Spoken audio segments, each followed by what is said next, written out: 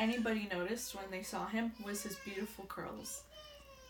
I had never met, and to this day I have yet to meet someone who has hair anything close to what his was like.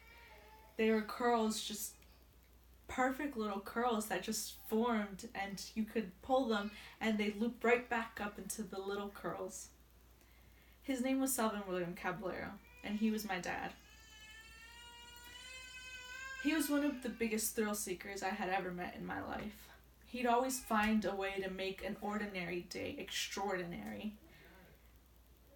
The one moment I will always remember that scared me was whenever we'd go to our local fair. He'd always find the biggest ride, the scariest ride to get on. The only other person that could get on those with him was my oldest sister. He didn't like the small ones because they were just regular rides. Those big ones gave him an adrenaline rush. You know what I remember about him the most, though? It was our weekends. Every Sunday, we had the same routine.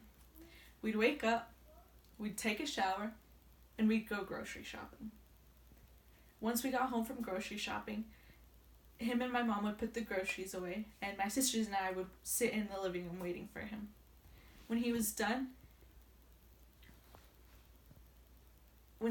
he'd bring over a bowl of watermelon, and he'd turn on the TV, and we'd watch WWE. And my sisters and I would fake wrestle with him. And that was our Sunday routine. It was small moments like that that paved the way for how my sisters' lives and my life are today. It was those small moments that made us realize how big they'd become in the future, how having one person there one day could affect you for the rest of your life. My little sister admired him so much. She would always say that when she grew up, she wanted to have a chest full of hair like him. She didn't know any better. He was her role model, so she wanted to be like him in every single aspect she could. Kids, right? We all have that one person that will be with us, whether it's physically or spiritually. Thankfully, for me, that was my dad. When he was here, he would always put others before himself, and he was always about his daughters, and that's the amazing part.